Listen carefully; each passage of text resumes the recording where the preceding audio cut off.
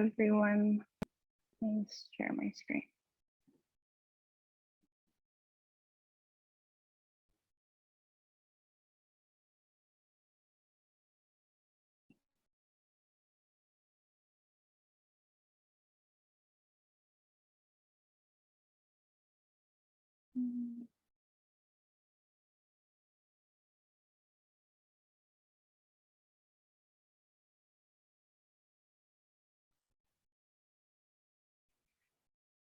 Is everyone able to see my screen?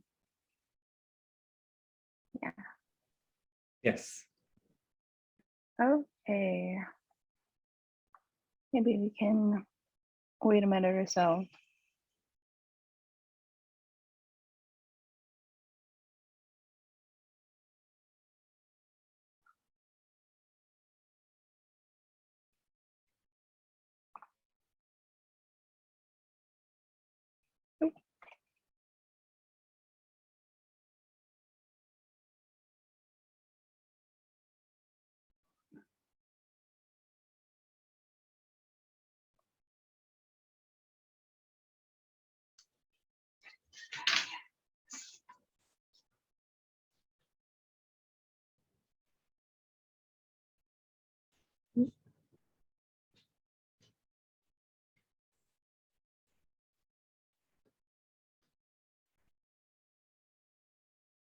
Okay, let's just get started. Hi, everyone. Welcome to our session, A Brief Systems Perspective into Mental Health, Homelessness, and Other Symptoms of Capitalism. We are here with you from Catholic Charities today.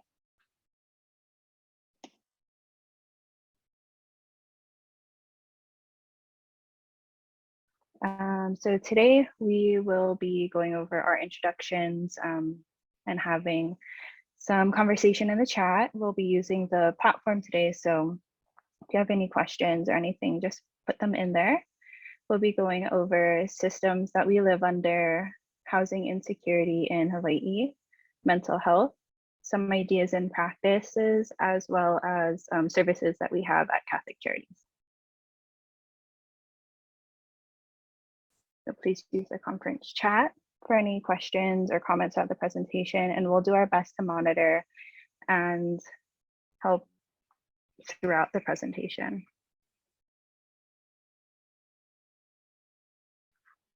Okay, so for introductions, my name is Natalia. I'm a therapist here at Catholic Charities Hawaii. I work under our Kupuna to Kamali'i program, and it's a program under the Counseling Center that's located on the Waianae Coast.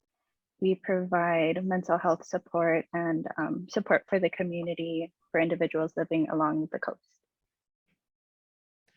And I'm Maka Esteban. I'm a therapist and program director for Catholic Charities as well in the Counseling Center program. We mainly deal with sex abuse, trauma, and general counseling clients.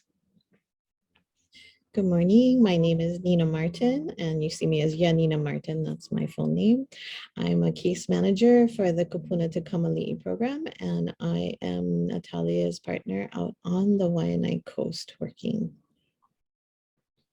Yes, and so if you all are able to kind of type into the chat your name, where you are from, what you do, and what kind of brought you into this session today.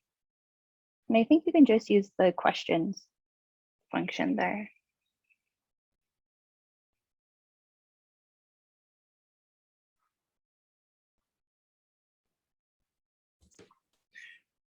So one of our intentions, well, our main intentions today was to bring people into the moment and hopefully to try and increase an awareness within yourself. And so we thought it'd be a great idea to do a short breathing exercise with everyone. So join in if you want. Close your eyes if you want. The main thing is place your feet on the ground. And we're going to do about a minute breathing. So I want you to close your eyes and take a breath in. Hold your breath. Exhale. The next breath in, I want you to imagine your breath coming in through your belly button up through your belly, filling up your chest, and exhaling. Take another breath in. Hold that breath and exhale. Feel your body come more into the moment and just be present with us in this presentation. Take another breath in and exhale. And do one more breathing. Inhale through your belly button. Feel your lungs expand and exhale. Thank you. Thank you for that, Maka.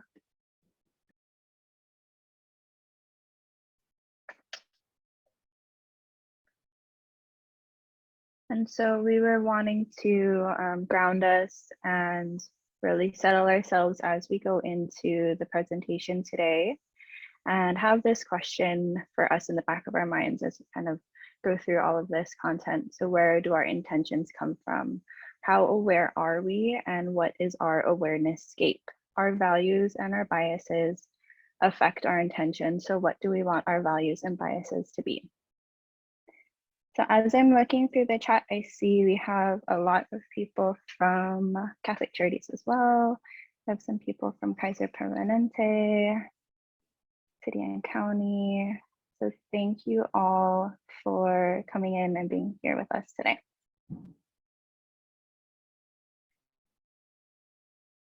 Okay, so we wanted to begin with some definitions, some things for us to recognize as we move forward. So we have capitalism. It's an economic and political system in which a country's trade and industry are controlled by private owners for profit rather than the state. And we also have settler colonialism. This is a type of colonialism that seeks to replace the original population of the colonized territory with a new society of settlers. As with all forms of colonialism, it is based on domination, typically organized or supported by an imperial authority.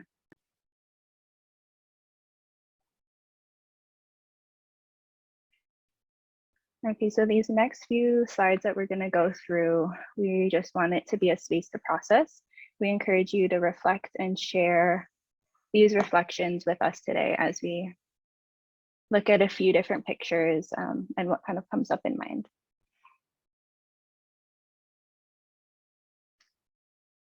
So take a look at this picture for a minute or so and think about what this says to you, what kind of comes up.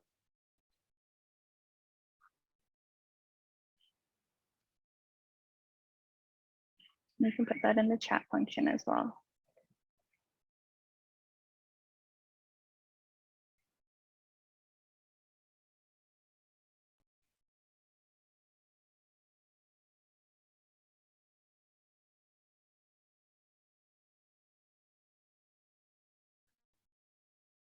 Take a look at the words at the bottom of the iceberg and like who you see and kind of what's going on.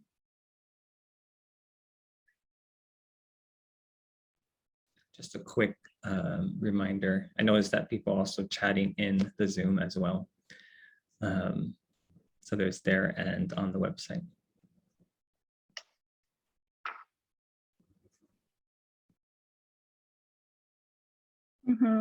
Yeah, it can show that underlying issues.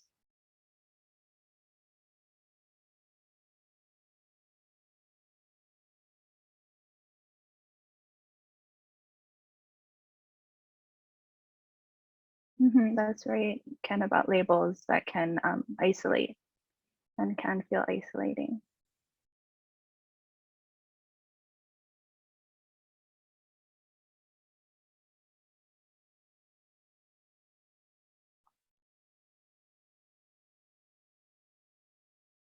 Okay, and then we'll go look at this next one.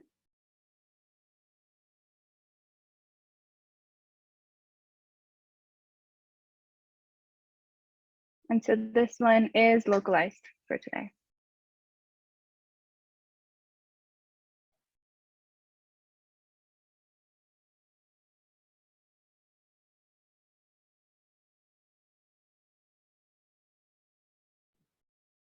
I have a comment that says, just like a crab in a bucket, no matter what comes at you, you're still trying to get out, to struggle. It's very overwhelming. Mhm.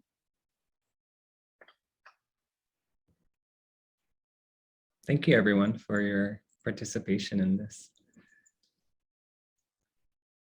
And so what I think what was coming up for me between those two pictures is, I guess, noticing like the figures that were there. So in that first one, we saw someone isolated. And so I began to think about if those iceberg words were saying, well, this is an individualized thing, that if you don't know what's like people are going through, but it comes down to like an individual situation.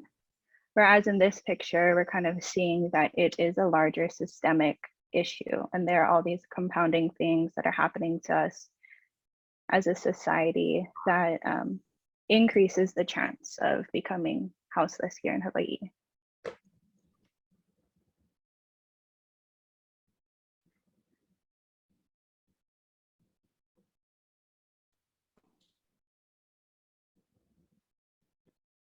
I have another comment that there are many factors that play into houselessness that unhoused people can't be generalized.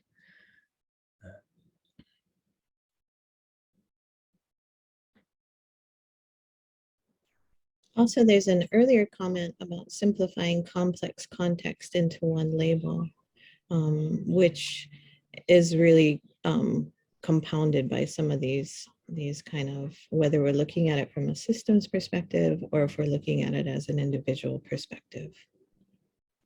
Mhm. Yeah, and there are definitely those systemic issues that need a systemic response. Thank you. I think when we're talking about biases, right, and it's so easy to get caught in one label, but there really is so much under the surface that a lot of us don't really know. And I think it's, the intention is to kind of create that awareness. I think because we work in the mental health industry, we see a lot of clients who show us what's under the surface, what's really bubbling. Mhm. Yeah, and a lot of these like tents are things that have been happening for generations.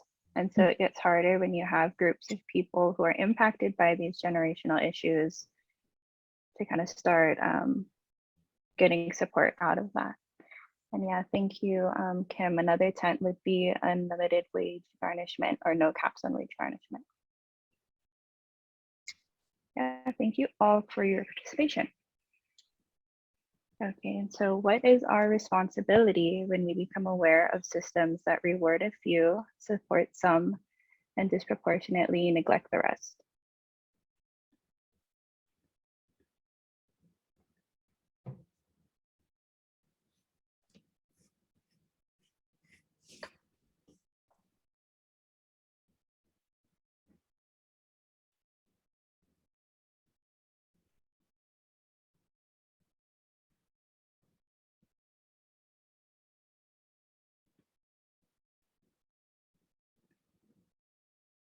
Okay, so moving into the role of community, we see that relationships that we have with others indicate and can oftentimes reflect the relationship that we have with ourselves.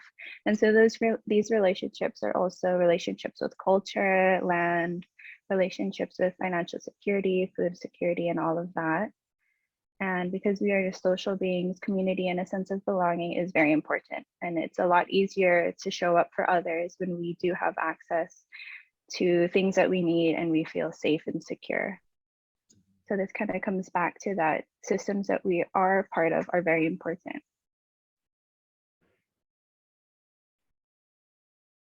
And as we look at the systems that we live under, we have to think about like, who is it really working for? So on a national level, we had seen an increase of protests and strikes across the nation. And we have seen how capitalism has really impacted and grown throughout COVID-19. On one side of the coin, we have mass unemployment, we have financial crisis, housing crisis. And then on the other side, there's an increase in billionaire status and increase of land ownership for them as well. And we've been seeing billionaires coming to Hawaii and increasing the land here. A few weeks ago, we saw the first person to exceed 300 billion, which is a vast amount of money.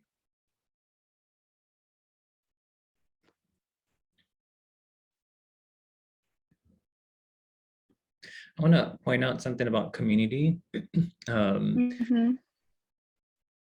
We used to work at, well, I had a position in Maililand, and I had to take a different approach when it came to therapy, because the title of therapy really turned off people from coming in for services. But the moment we switched it to let's talk story, and they started to engage a little more. And so really trying to engage in how the community participates and what their viewpoints are on what kind of support that they need, instead of using the word therapy. And so when it came to community, I think that really played a big part in helping them engage in that. Just wanted to point that out.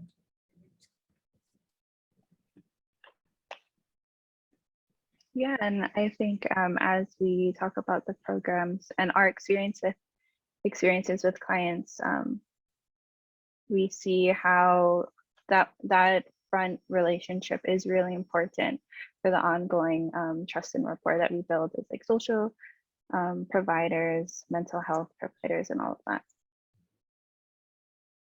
Thank you, Ginger. Every situation is different. Demographics are important. Okay, so as we look on a local level, and let's look at the systems that we live under, we had a lot of job loss and a lot of income loss for many individuals and families throughout Hawaii because of the tourism heavy economy. We've been seeing a shift in types of jobs available, in more of the food delivery jobs, as well as we might see that shift when the Amazon warehouse that was set to be built in Kalihikai will start up. And so we have to think about, as we start to see a lot of these box warehouses or box like coffee shops coming in, does the money stay within Hawaii and help feed our community? We have difficulties in navigating social services and the welfare system. I think especially throughout COVID-19, we saw people having a difficult time getting access to the support that they needed. And as service providers, I think we all understand that it can be difficult to even link the clients that we're working with other providers. And there can be a lot of red tape, and it can sometimes feel punitive, and it can feel just so much for clients who just need that support right away. And in working with our clients, sometimes we try to see what, if we are working with someone who is on that brink of homelessness, what services are we able to connect them with? I know in working in the position that I'm in, it's been hard to really find people who have space open in their caseload. We were trying to find an outreach worker to provide support for this grandma who was finding herself living with her partner in their car, or staying with a sister in the daytime, but not being able to live there at night. And we just really couldn't find a connection for her to have access to safe housing.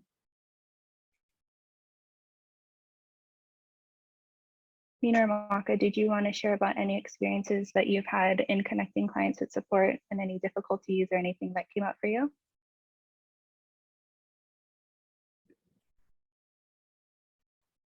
I had at Catholic Charities, we have a program here that does first month's rent and deposit. But unfortunately, only because it was my client, I was able to help facilitate that. She was in therapy with me, So she had the connections, but when I think about people who don't have the connections, who don't have the support, and there's a lot of them out there, they really struggle to get connected, to get the services that they need.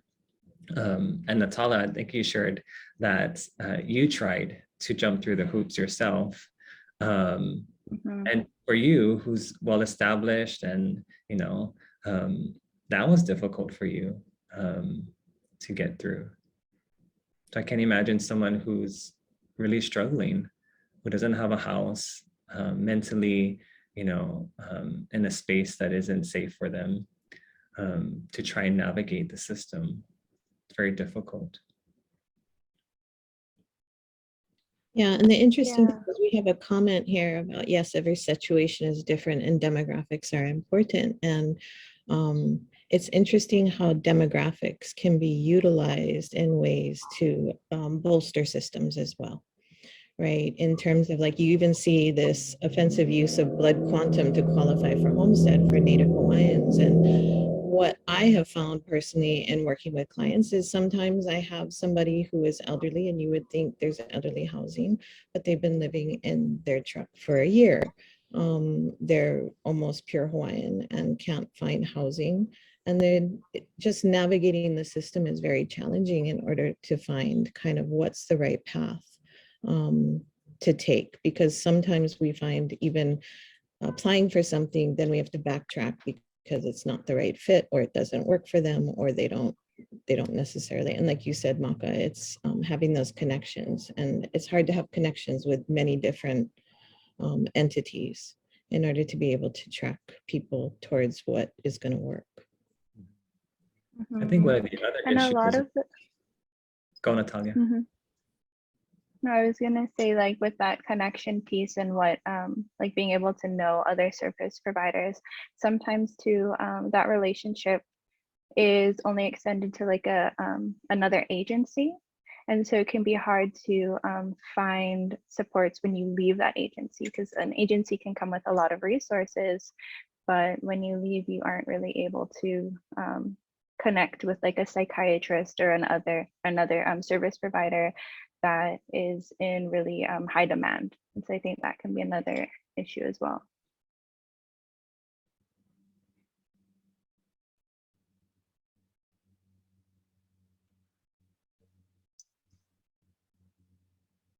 Were you going to share something, Maka? No, I was going to say that one of the other challenges is that, especially through COVID, a lot of the mental health workers, social workers, they're overwhelmed. There are more issues than there are, the hidden heroes. And so it burns us out. Yeah, just wanted to point that out. Yeah, thank you. Yeah, looking through the chat, definitely there are a lot of red tapes, especially for those who have SMI.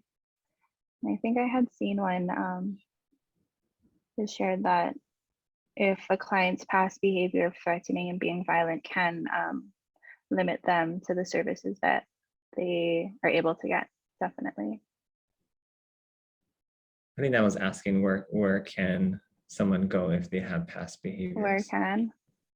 Yeah. I think really maybe getting them hooked up with someone, a therapist who can assess them and then refer them to someone that they know that would be able to help them, if not that therapist. You can email us as well. We'll have that information at the end of the presentation. Okay, now kind of focusing in on the housing insecurity in Hawaii. So this is some information that was from the point in time count from Partners in Care that was released in, I think it was a 2020 count. So this was done on a single night. And out of those that were surveyed, I think there were like a little under 5,000. 31% identified as Native Hawaiian or Pacific Islander. But when looking at the surveys, over half of those they made in contact identified as Native Hawaiian, and so that could be in the multiple race as well. And so when that's reflected back on the race or ethnicity along Oahu, we see that only 10% make up Native Hawaiian Pacific Islanders. So we're seeing a large portion of our homeless community, our homeless neighbors, as identifying as Native Hawaiian or Pacific Islander. And I think it's also important to note that this is the point in time count didn't go and look at the people who are invisible homeless. So the ones living in their cars, the ones living within like multi-generational homes, or the ones that you don't have as that idea of someone who would be homeless.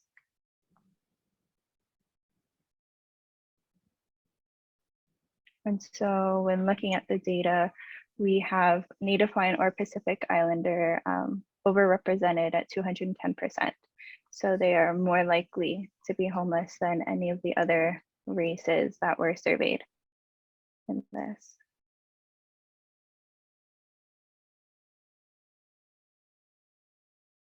And so as we live here in Hawaii, and as the Native Hawaiian being the indigenous peoples here, like this should be a statistic that we should be really focused on and really concerned about.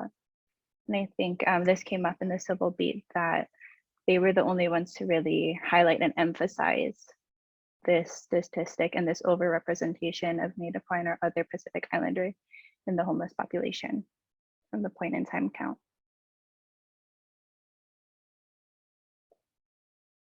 So colonialization has had huge impacts on Native Hawaiians. And so what does that mean to be houseless for Hawaiians here in Hawaii, where families have lived for generations and the history and the culture goes back? So that land dispossession on a grand scale is still felt today. We have Hawaiians dying on the wait list to receive homestead. And so we have about, as of 2020, 28,000 names on that wait list. And the illegal overthrow of the Hawaiian Kingdom in 1893 is still felt today. We had seen the finding of the Ku'e petition, which documented thousands of Hawaiians resisting statehood. The overthrow led to the denationalization of generations of Hawaiians, as well as the connection to culture, language, land, and tradition severed. We've seen the military presence in Hawaii also serve as that land dispossession, and that cost of living allowance increases rent within neighborhoods, and that being an added issue within dispossession and access to affordable housing. And so this is a newspaper from Kalama Valley struggle. And we had Ed Michael, he was the Bishop of State official, saying in today's modern world, the Hawaiian lifestyle should be illegal. And so these comments, these forms of aggression towards Hawaiians are something that has been passed down for generations within these systems. So looking at trends and houselessness here, the gentrification and being priced out of neighborhoods that families have been in for generations is difficult. It impacts us on an everyday basis, not even those who are only houseless, but those who have our house here. I know it's something that can be really reactionary, and it's one of those taglines, you're priced out of paradise. And so that becomes really hard to live with.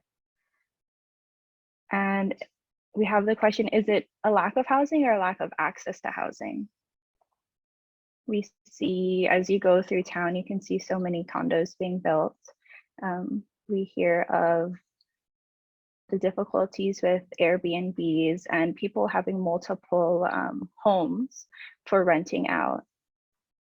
And so it seems like there's not a lack of housing, but just a lack of kind of like gatekeeping who can be in what areas.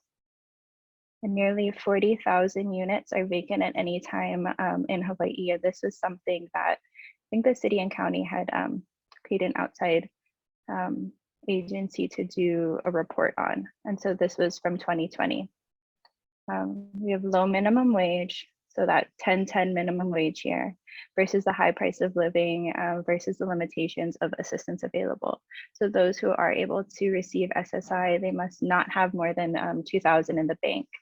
So that could be really difficult when you're trying to build up your own wealth. And then what does that mean for the generations to come after you? So we see that housing is incorrectly seen as a privilege and it's not seen as a right.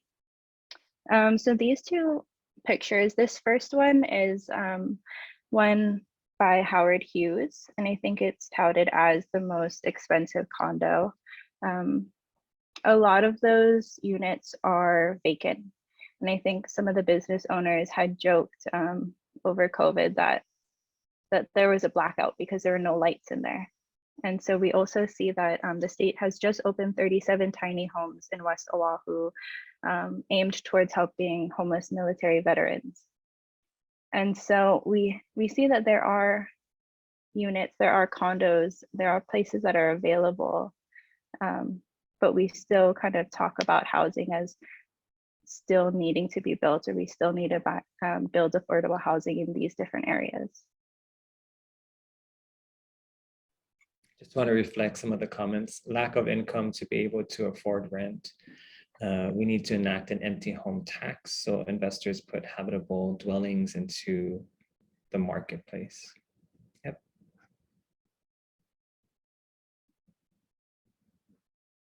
Okay, so housing insecurity, does it affect our mental well-being?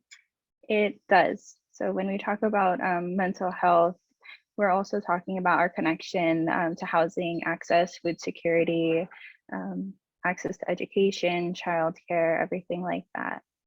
And this generational grief and loss, and it manifests itself as different types of mental health concerns like depression, anxiety, chronic stress, and also psychosomatic issues. So I know within Native Hawaiians, we see a lot of heart issues. And so this is something that kind of came through the generational grief and loss of cultural connection.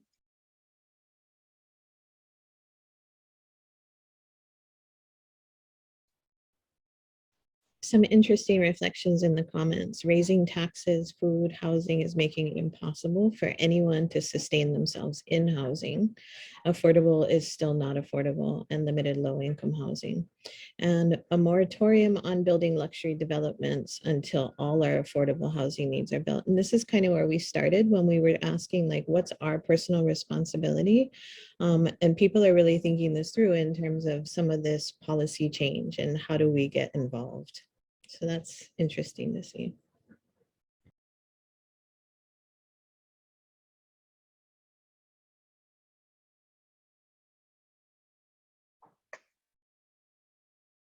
Okay, so addressing mental health. So in terms of the Native Hawaiian conception of mental health, it's a balance of ohana, akua, and aina. And in this na honua maoli ola, you're connected to self, family, generation, as well as the world, your family, and community on those different levels.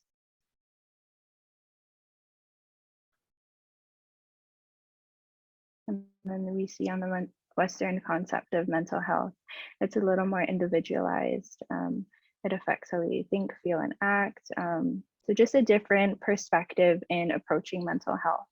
And I think as Maka had talked about in ways that we have started to work with clients, it's utilizing the Native Hawaiian conception of mental health and having a more community, family connection focus.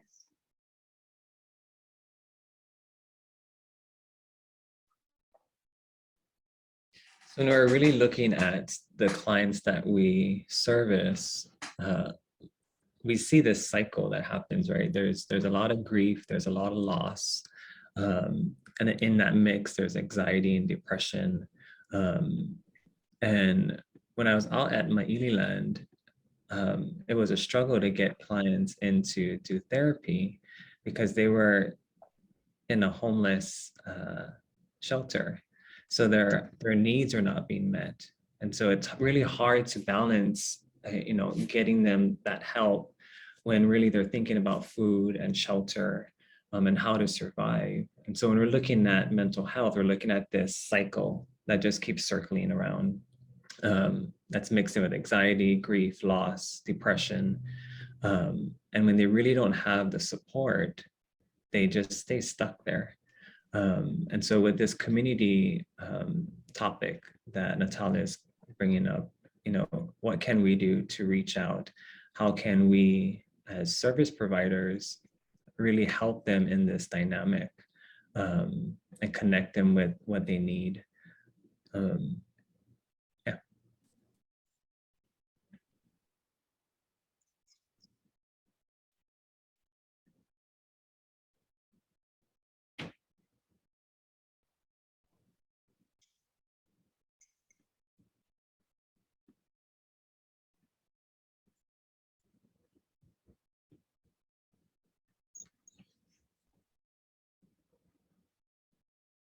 Nina, do you want to speak on this piece?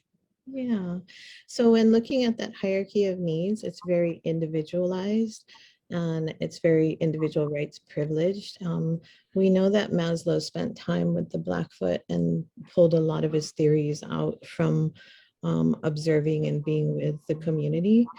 What was kind of missed in the theory was that expansive concept of time and multiple dimensions of reality. So in similarity to what we saw earlier with those two pictures we showed initially of the individual on the iceberg versus all the tents and Uncle Sam looking and saying, if we could just solve homelessness, this actualization of community is the bigger goal. It's kind of that, and then you get cultural perpetuity. So this is really an indigenous lens that is more of a circle rather than a hierarchy, if you really were to put this into a visual, right? That self-actualization for the individual is very important in relation to our community actualization and eventually our cultural perpetuity.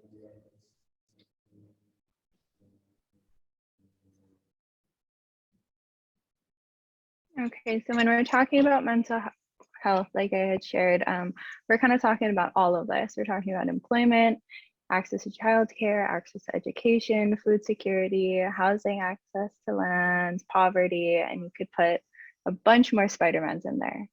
So I know specifically for this, we are talking about, or coming into the conference, it's focusing on that houselessness, but until we start to really address these other issues and these other ways that we're not supporting everyone in our community, it feels like we can't get to that point. So we need to be talking about all of this. So working with clients from a system lens, we are walking along the client, not in front to lead or behind to observe. This is a quote by abolitionist Mariam Kaba. It's time to look hard at how this system came to be, who profits, how it functions, and why. And it's time to imagine what it would look like to see justice done without relying on punishment and the barbarity of carceral systems. And I had been seeing in the chat, this is something that you all have kind of touched upon, like when we start working with clients who either have this history or have been like barred from certain services, that we need to look at the way that our services are kind of putting out there and adapt. And we need to work in a way that is gentle and doesn't punish.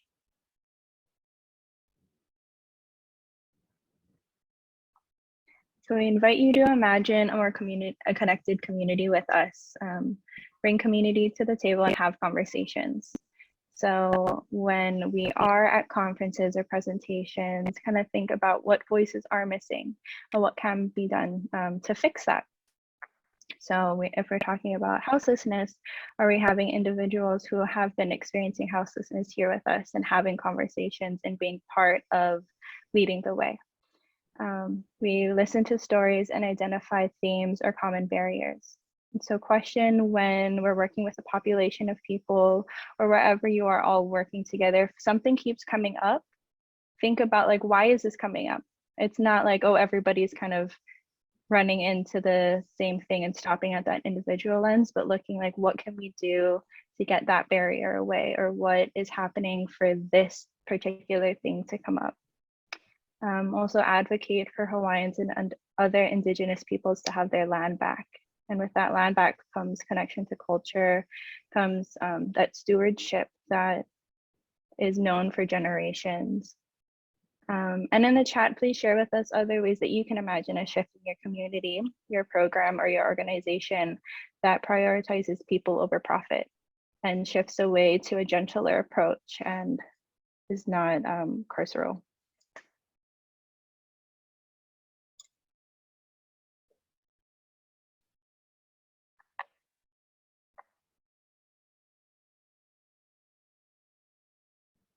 You guys have any comments? Anything you wanted to add here? Really enjoying the participation comments. Thank you.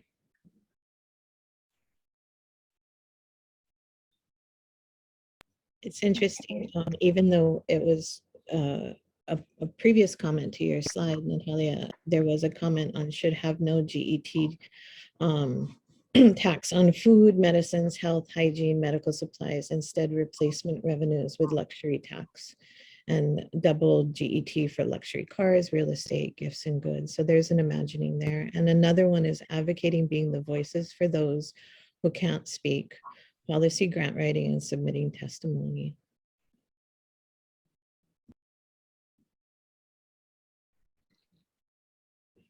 And I think too, it sounds like there's a lot of great ways that we can come together. Connecting with those within your organizations or within your communities who have these same thoughts as well, or start talking about it at work, talking about it in meetings,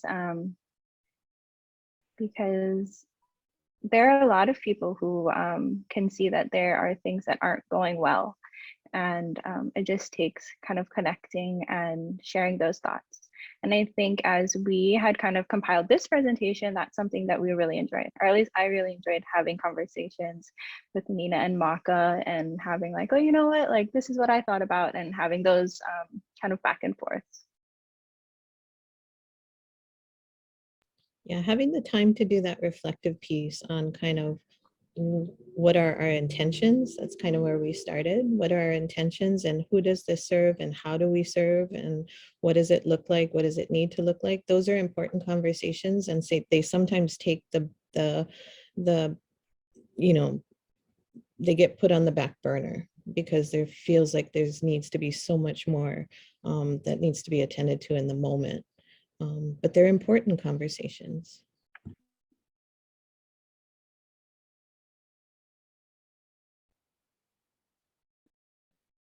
There's a few comments here. There are houses being operated as boarding homes to accommodate the houseless. Most of them have disabilities and mental issues. Issue is they're still subject to zoning rules and limit of occupants. On the other hand, there are boarding home operators who also take advantage of the houseless population. Engagement with people who have SMI and having them receive behavioral health service to get them housed. Yeah.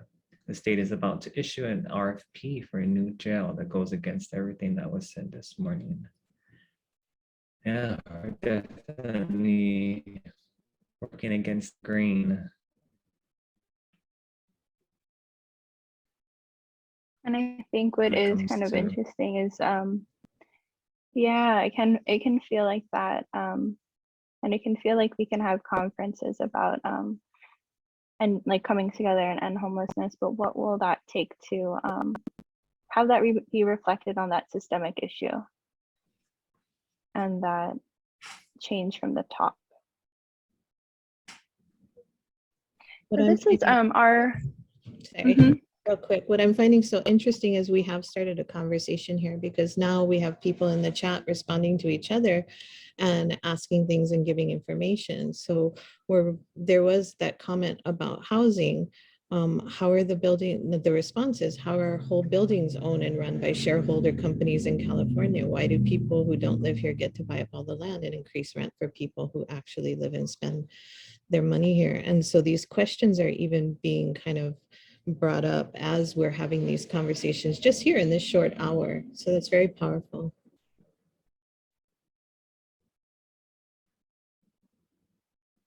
What I like about Thank you this for bringing that up. it affects all of us. Yeah, even if we have a home, right? We see we're all interconnected. And you can see this in the chat that people are, things are surfacing for them. And there's a grief, I think, all around. And I think that's, the grief is unfortunate, but the interconnectedness is beautiful. And that we're having a conversation, increasing the awareness. Mhm.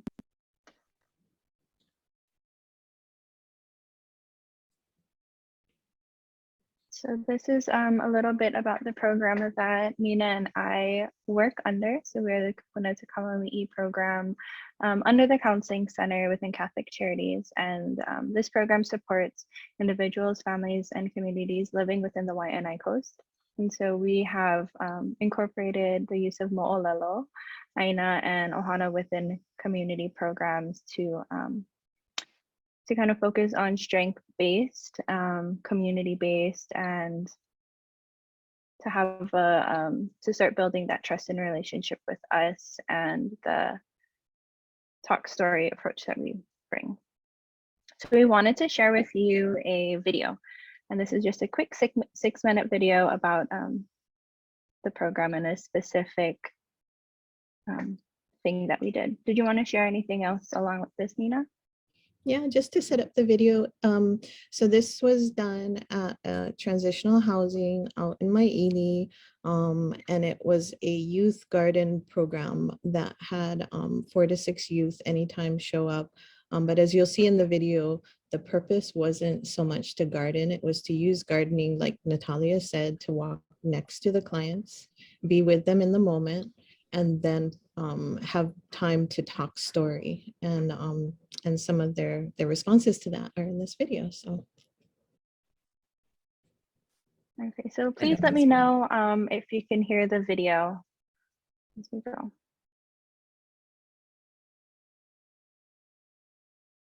So you can just give me a thumbs up when it starts playing if you can hear it.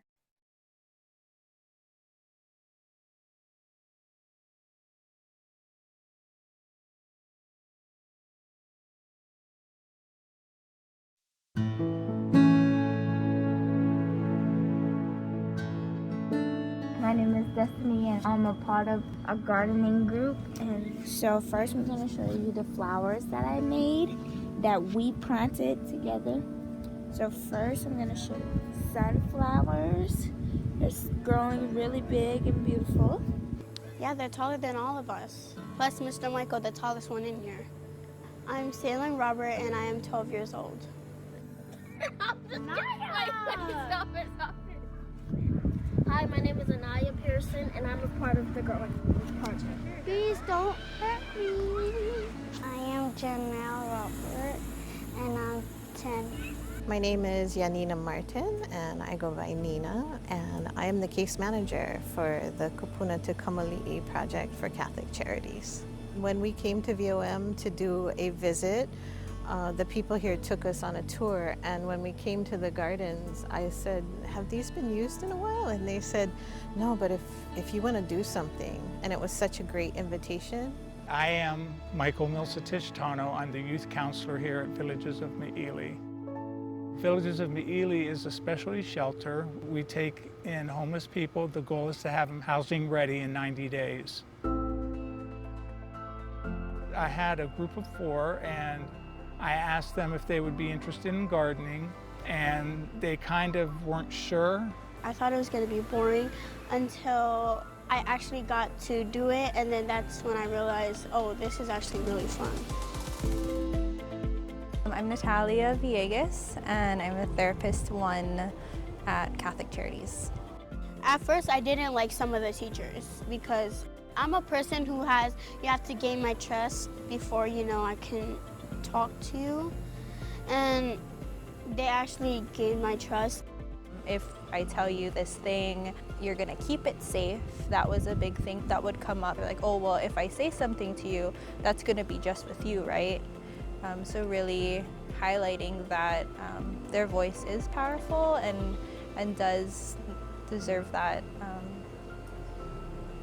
that like sensitivity. Well, first we had to get the chicken manure. We had to put that down. Weeds, we had to dig it up. And the kids came out and they helped weed, and from there it was just magic. 10, 11, 12, 13, 14, 15, 16, 17, 18, 19, 20, 21. 21. And we also have another one.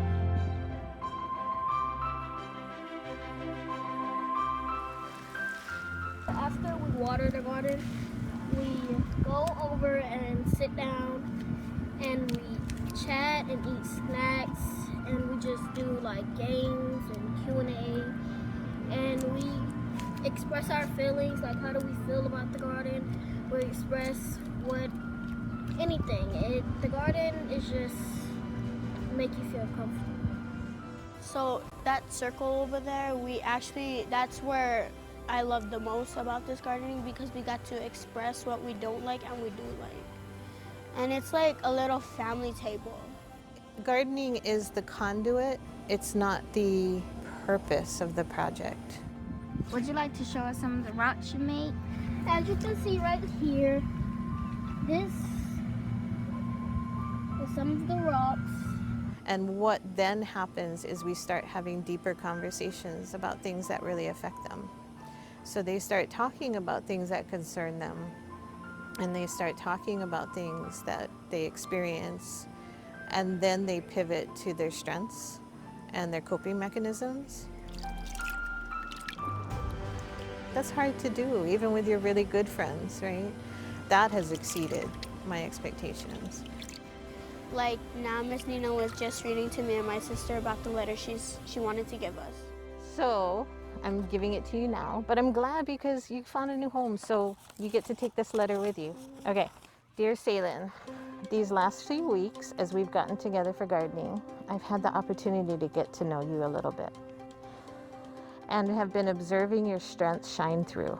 You overcame your fears and hesitations, talking through it and making a decision about what you would or wouldn't do by stating what you do or don't like. That's really powerful that you're able to do that. As a group, we've hit some bumps in the road in the short time we've been together, but I have seen you always return to the group interested in resolving issues and learning more about the feelings of others. I feel good, really happy that we finally have a place to live. But at the same time, I'm not really excited because I'm gonna miss the gardening project. I hope they know they're always part of the project as long as we're around. And I've said that over and over to them, that no matter what, that they're part of our project. I hope it grows and it looks great when I move, and I hope that it's gonna turn out amazing. I want to thank you guys for watching, and being in this group is amazing. I just wanted to let you guys know, really, and stuff. Thank you.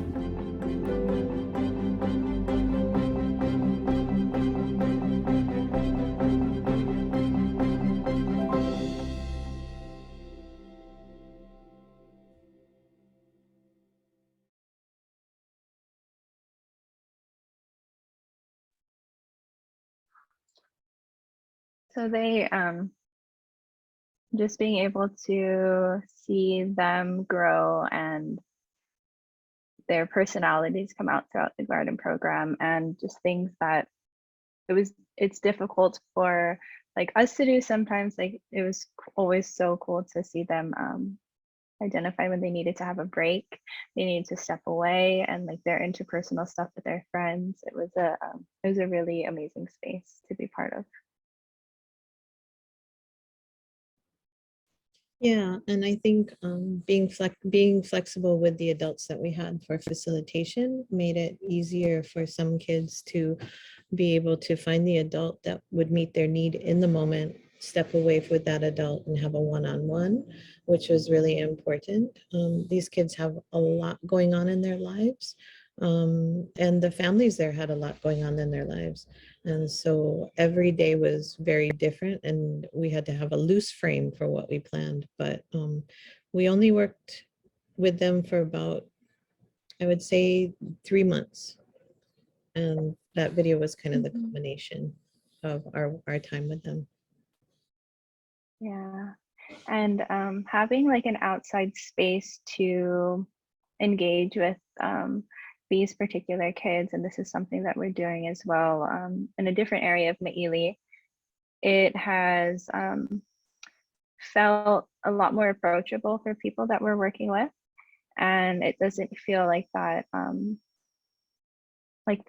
sterileness that can sometimes be like two people sitting in between a table, or that idea of what we kind of think of therapy to be. So it's been really nice to adapt and to have these opportunities to engage in different ways, to have spaces that can feel softer. So some services that we have at the Counseling Center or at Catholic Charities is the Counseling Center. We provide general support, like mental health support. Then Nina and I are working out on the Waianae Coast.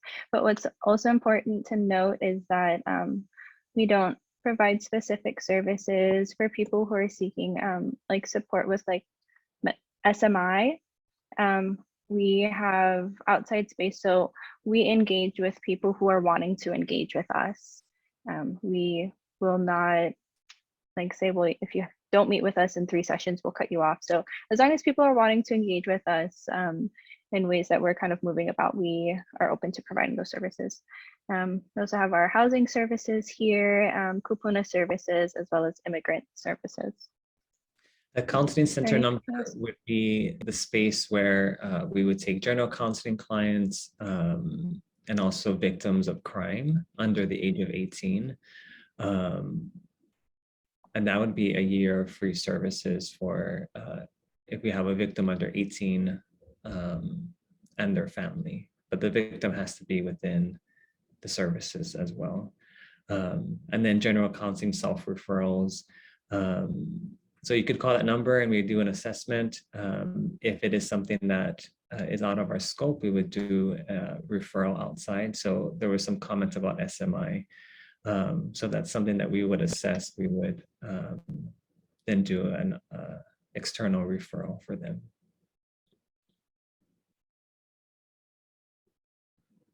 Okay, so questions or comments you can plug into the chat, and then this is our contact information. I really appreciate everybody's engagement throughout the presentation. It was nice to see everyone kind of talking with each other and sharing ideas. And we really encourage you to continue sharing these ideas with, like if you're able to connect with each other on the platform to have those conversations after, or if you want to share some ideas or comments or ways that we can collaborate, you can reach out to us as well. I think we'll leave this slide up for a bit. Yeah, thank you everyone for participating. I loved your comments and your ideas, and it really added to the presentation and really added to the intention of what we wanted to do, was get this let's talk story and connect. So thank you. Yes, I wanted to just reflect on a few of the comments, or one of the comments in particular: kids are so smart, politicians should meet more kids. What a wonderful thing that would be. And somebody said, Malama Aina, Malama Kino, Malama Hana, and Malama Hale.